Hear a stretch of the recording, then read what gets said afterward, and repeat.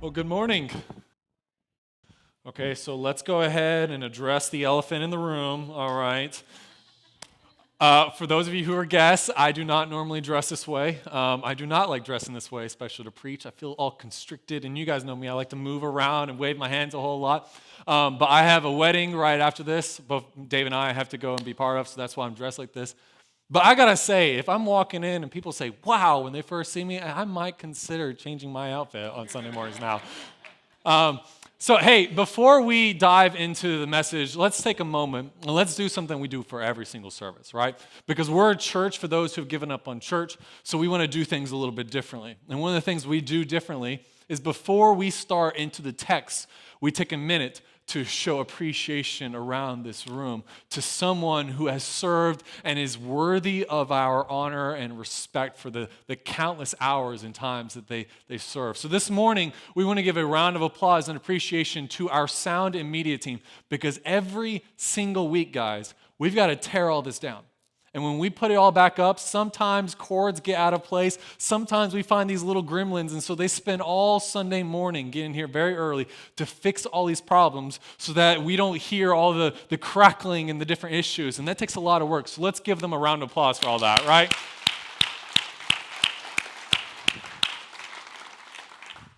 Well, as you guys might be aware, we are in a series called Core. And what we're doing is we are looking at the core values of who we are as a church. And the reason why we're doing this is because we've just crossed over into 10 years that the Bluff Church has existed. And we've been planning this series for over a year now. And it has been amazing to see that in this exact same time frame, God has brought us a building and is preparing us to move locations, to find a home. And so this series is very important where we're talking about what makes a Bluff member, what makes someone who be part of this family, what is God building in us and preparing for us as we move to a new location. And so far, what we've looked at is two values. The first one being that we are family, that we are imperfect people following a perfect God. And that lends itself into the second value that we talked about last Sunday. And it's that in this family, we seek to love like Jesus. Well, the values that we're going to be talking about for the next 2 weeks kind of bridge themselves out of that.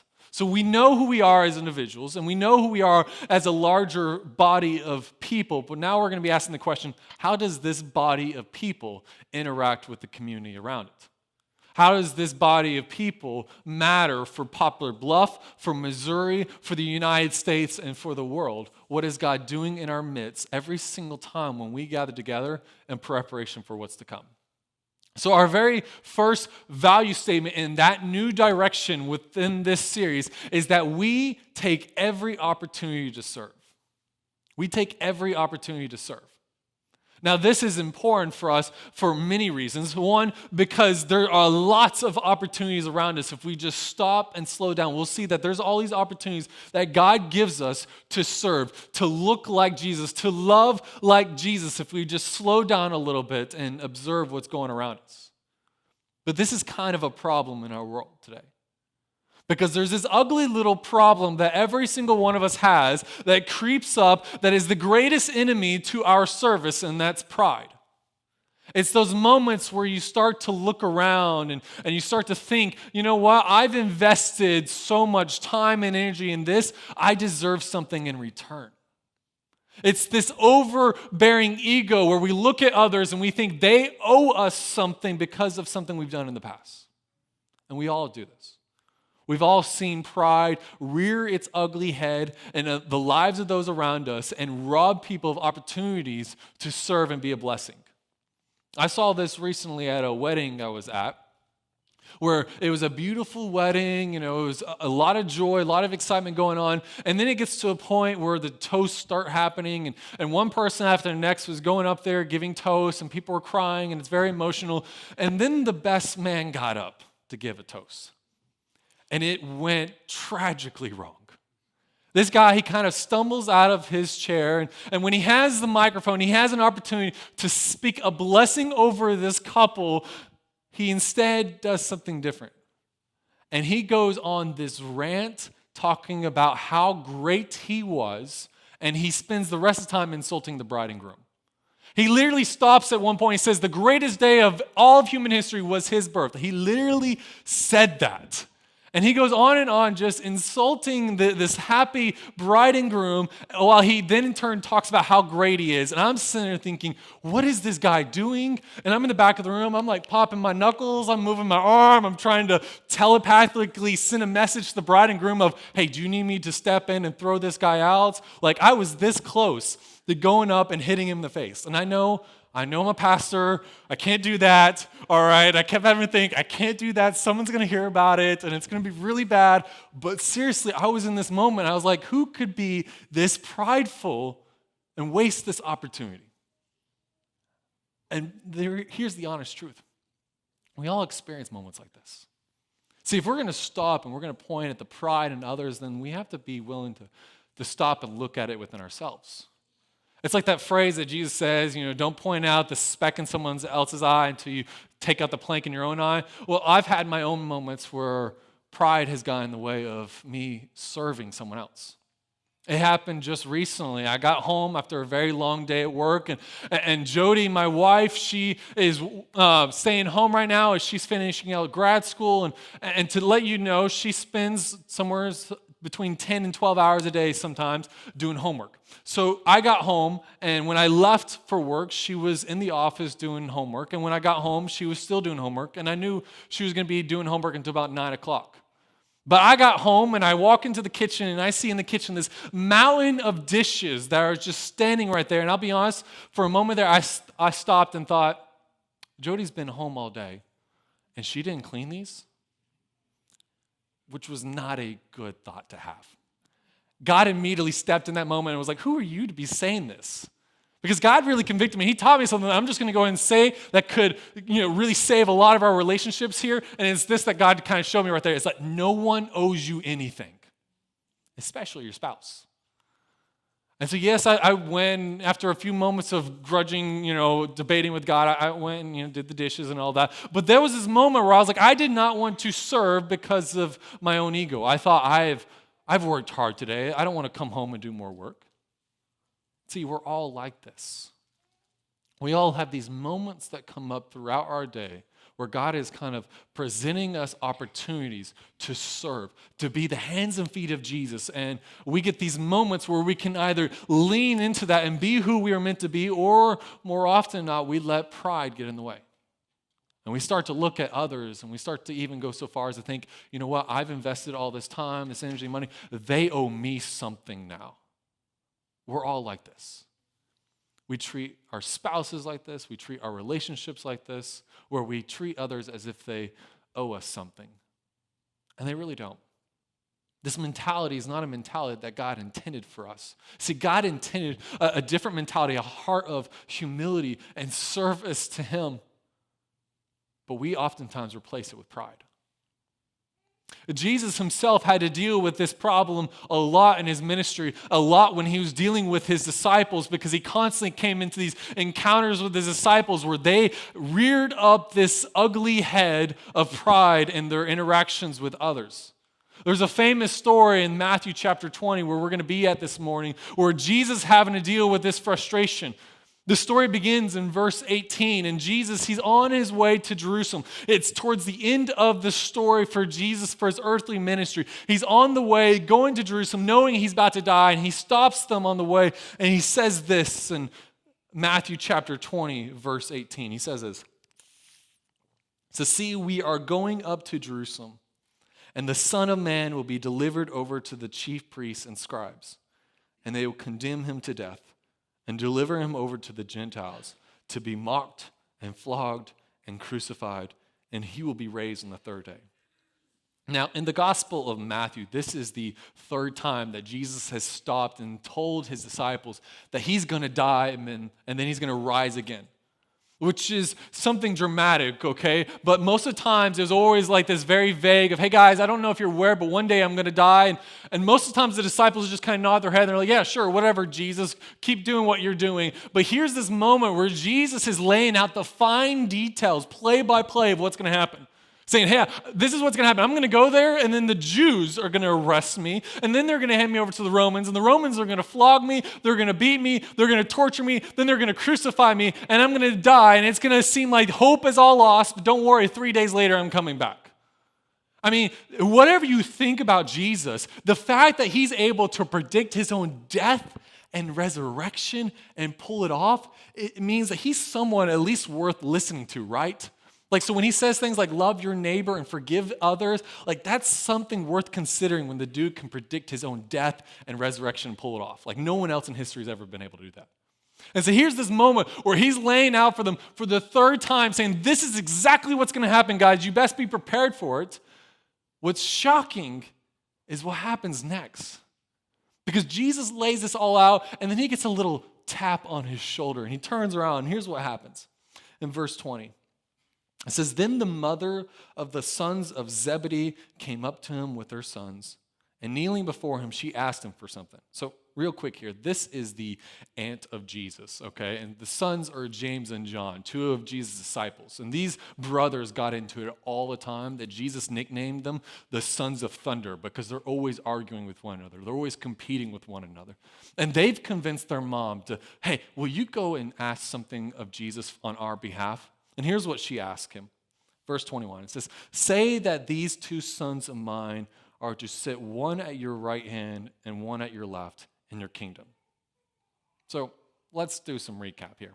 So for 3 years, Jesus has been walking around all across the country with these guys. And he's been talking about how God's kingdom was finally entering into the world. That God's long-awaited promises were happening now in Jesus for the benefit of everyone else. That God was doing something that was going to change the world and that they're witnesses of it. And that God was going to use them in some extraordinary ways. And it's all going to start with his own death and resurrection. He's been going around saying this for 3 years. And they just heard Jesus say this again. And the first thing they want to say is, hey, Jesus, what are we going to get?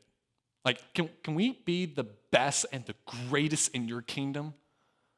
And you want to look at these guys and you're like, were you not paying attention to what Jesus was just saying? He's saying he's about to suffer and die. And you're sitting here thinking, yeah, that's great and all, but we would like some compensation. Like, I wonder if these guys are sitting there thinking that Jesus owed them something. Thinking, man, Jesus, we've been following you around for 3 years. You know, this has cost us financially. This has cost us a lot of time, a lot of energy. We're even getting to the point, Jesus, where people are making fun of us when we go from town to town. Like, this is getting a little bit difficult. We want to know, are we going to be compensated for this? Like, we think you owe us something, Jesus, after all the time and energy we put in. And you got to be sitting there thinking, are they really thinking this right now? Are they really missing this beautiful moment that Jesus has just told them and they're responding with, hey, that's nice and all, this wonderful thing, Jesus, that you're about to do, but let's get the spotlight back on us. And I think Jesus is a little surprised by this. And so he stops and he kind of asks them this follow-up question, or this statement in verse 22. He says, you do not know what you are asking. Are you able to drink the cup that I am to drink? And they said to him, we are able. Now, personally, I think this question that Jesus throws out is a rhetorical question. They're supposed to be sitting there thinking, you're right, maybe this is too much to swallow. But they hear cup, and they're immediately like, yes, that's what we want. Because the idea of a cup in that day and age, to drink from someone else's cup, that quote, means that you're sharing in their blessing and their reward and their greatness. And they're missing the fact that Jesus says his cup is one of suffering and death and humiliation and pain. And they're completely missing it. Because they still have this old mindset that the Messiah, he's going to come in, he's going to kick out all the pagan rulers, he's going to work with God to bring in justice and peace, and then he's going to bring God's presence back into the world. And they're sitting there thinking, we want to drink the Kool-Aid of the guy who's going to kick the butts of the Romans. And they just missed the fact that Jesus says that the Romans are going to kill him. And so Jesus kind of looks at them and he's like, yeah, if you want to share in this, fine. You're going to suffer as well. And you're going to get what you're asking for, but it's not going to be what you want. And here's the thing, as he's laying this out, saying you're going to suffer as well, but you're not going to be this great individual that you think you are. You're not going to be the second and third captain general of this kingdom movement that's going on. The other disciples come into question. Because as they're hearing Jesus talk to them, they kind of stop and they're like, well, what about us? See, they get mad. They get furious. You read verse 24, and the story goes and says, and when the 10 heard it, they were indignant at the two brothers. See, they're not furious with the brothers, the fact that James and John sent their mother to go ask Jesus this. They're furious because they didn't think of it first. They're sitting there thinking, we have missed out on an opportunity to get something from Jesus. That's what they're thinking in that moment.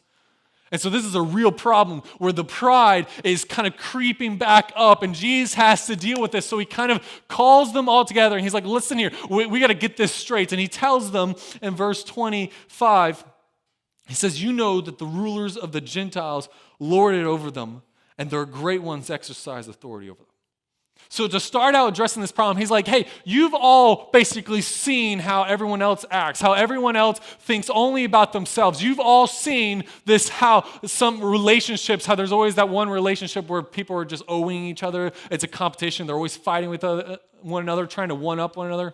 Or, hey, you've all worked for employers who, discredited you or didn't care about you. You were just another number, another staff member. He's saying you've all witnessed this problem where people think only about themselves and they think they have to be owed something. They think that they're deserving of something, that they're worthy of something. You've all seen people treat one another like that. And then he goes on to say this. Verse 26. He says, it shall not be so among you, but whoever would be great among you must be your servant, and whoever would be first among you must be your slave. Like I said before, it doesn't take much to find one thing that we would latch onto and we use that to justify our pride. And we'll hide it. We don't like to be pointed out saying, or someone to say, hey, you're being a little prideful right now. We don't like to have those fingers pointed at us, but we will find something and we will latch onto it, every single one of us. And it happens in the church world too, where we find things and we use that to basically build castles in the sand, and we'll be so proud of them. And it's like as if we created the universe in 6 days. But this is not the way that God intended his people to be. He did not intend for us to look at one another and only see subjects, people who need to serve my goals and agendas. That he did not create us in this family for that mentality. He created us with the mentality of serving. Because real greatness in the kingdom is not, let's be served, let's have the focus on me. Real greatness in the kingdom is serving to glorify someone else, to lift someone else up, to have someone improve. See, that's the goal of God's people when we interact with one another, is that we stop to point back to Jesus. Because even Jesus, when he's laying out how he wants his people to live and work in his kingdom, he draws the focus always back to himself. And he says, at the final little bit that we're going to be reading this morning, in verse 28, he says, even as the Son of Man came not to be served, but to serve and to give his life as a ransom for many. See, if anyone was deserving of something, deserving of honor, deserving of pride and respect and prestige and the spotlight on him, it was Jesus. But we oftentimes see Jesus do the opposite, because even he himself said he didn't come so that people would bow down and serve him in his life. He came so that he could set an example of serving and give his life as a ransom for many. Even the night before he died, when he knows the next morning, I'm kaput, I'm done, I'm out of here. That even the night before, he starts out that final dinner with getting on his knees and washing the feet of his fellow disciples. And then tells them, hey, what I've just done for you, go out and do it for others. And then he shows the real example of service by the next day of taking the cross and dying for our sins. And he calls us into the same pattern. He calls us to look at our lives, at the opportunities before us, and choose to be like Christ, to serve like Christ, to point back to Christ and how we serve one another, and to remove ourselves from our old way of living of pride and ego and having the spotlight on us, and move instead to saying, hey, can I serve in such a way that's going to point to the big guy upstairs that points back to Jesus? This is about a rewiring of our entire DNA. Which is why we say serving, for us at the Bluff, serving is part of our DNA. Serving is part of our DNA. Because when you come here, our hope and our ambition is not only that you're going to have a greater love for God for being here, that you're going to walk out of here and be like, man, how great is our Jesus? But you're going to walk out here and be like, and I want to serve. I want to see the opportunities in my life, and I want to serve like Jesus. I want to look like Jesus. I want to love people like Jesus and how I serve one another. And in some ways, as the church, we already do this very well. We probably have some of the most service in our entire community from this church. In fact, the high school girls this summer were asked towards the end, what's something you love most about our church and stuff like that? And they answer saying they love that fact that we're a serving church, that we're a church that cares about our community. So in many ways, we do this well. That's why, for instance, we did things like, hey, for our new building, the very first thing we did in that space was we built 40 beds to give away to kids for free in our community who don't have beds. Our serving is the heart of what goes on here. This is one reason why we exist, so that we can make a difference in this community by serving, by taking advantage of the opportunities, because they're all around us. And God has laid them out for us. See, we're not seeking to be great here. We're seeking to point to Jesus, who is the greatest. And we believe that this mentality can save our marriages, save our relationships, save every little aspect of our lives when we stop to take the focus off of us and we put it on someone else. And we take advantage of this opportunities to serve. A great example of this was an actor who died just recently. His name was, I'm probably going to mispronounce it, but it's Chadwick Boseman. He was the lead actor for the Black Panther movie. In fact, there's a picture of him if you don't know who that is. And recently, he passed away from colon cancer. And when he passed away, I was listening to a little tribute to him on the radio, and I expected to hear what every other person gets when they're a famous actor and they die. Here's the long list of all the movies they did, all the rewards and stuff like that. But that's not what I heard with this guy. In fact, I heard a side of him I had never knew about. That he was this strong, committed Christian. His pastor stood up and talked about how, he served in his youth group and how he went to cancer wards for kids and went and visited them and things like that, that he was always looking for every opportunity to serve. Even on the set of Black Panther, in between shoots, he would stop to have these Bible studies with the other actors of just, let's talk about what God is doing in our lives with one another. And here's this guy who left a tremendous legacy, that it's better to serve Christ and look like Christ than to be served, or to live your life expecting to get something from other people. That it's better to give it out. This is one thing that we are trying to build here. And this is why we're doing different things coming in the spring. You see, remember a few years ago, we used to do these events or these services where instead of Sunday morning, all of us being here in this location, what we would actually do is we would be out in the community serving. Well, that's something that we're bringing back this spring. That this spring, we're going to have a service at least once a year where we're going to stop and we're going to serve on a Sunday morning instead of meeting for worship, that we're going to take advantage of an opportunity to serve in such a way that says that this is part of our DNA. Now, let me be clear about something as well. Typically, when we hear messages about serving, people start to think the exact same thing. Of, okay, this is where the pastor is going to get up on his little stage and he's going to talk about, guys, you need to be serving in the church, and here's the long list of opportunities where you can serve, and then you're going to feel like, okay, the real Christians are the ones who actually signed up, and the ones who didn't sign up, well, they're just a second-tier Christian. I have been in those messages, and that's not what's going on here. Because I recognize not everyone can serve, and the capacities that are always needed. And you guys are aware that we need opportunities. I mean, we're moving into a new building. You're intelligent enough to know that there's going to be greater need for service in our church, but that's not what I'm talking about this morning. Because not everyone has those opportunities. I know that for a fact because, for instance, my dad in his church, he's always asked every year, will you serve as a deacon? And he always has to turn it down because he works about 100 hours a week.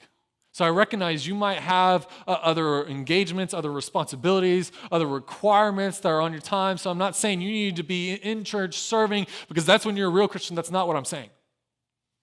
But what I am saying is that each and every one of us, every single day, have these opportunities presented to us if we just stop and take notice of them. Opportunities to serve like Christ. And it doesn't take much. For instance, if you're at a sporting event here in town, Afterwards, when it ends, you can go to your parking lot and you can spend 10 minutes fighting the traffic and the frustration and being in the parking lot. Or you can maybe take an opportunity, use those 10 minutes, clean up some trash around you. You'll get home at the exact same time, but you're going to feel a little bit better if, you know what, in this moment, I got to look like Jesus. I got to help someone. I got to serve. Another opportunity, maybe you have a neighbor who moves into your neighborhood. Why don't you go and surprise them with buying some groceries? It doesn't take much. See, what we're talking about this morning is not you need to stop and serve in church. If you want to, if you feel led to, come talk to one of us. We will find the perfect place for you. But what I want to talk about is the deeper heart issue of, do you look at others with the spotlight wanting to be on you? Do you look at others and think, well, they owe me something because of the long list of things I've done in the past, or whatever you use to justify it? Do you look at people like that? Will you instead have a heart change to say, you know what, here's another opportunity where I can look a little bit more like Jesus and point back to Jesus and serve him? See, that's what we're trying to build here. And that's why when you come here, we are so adamant all the time, hey, look like Jesus. Go out and love God and love people, because this matters. This is not where you come just hear Mason rant for a little bit and you go home and you eat whatever, you some fried chicken on the way out, whatever. That's not what happens here. What happens here is we gather to be the family of God, so that when we leave this place, we can reflect who Jesus is. And if Jesus served, so shall we. Will you pray with me?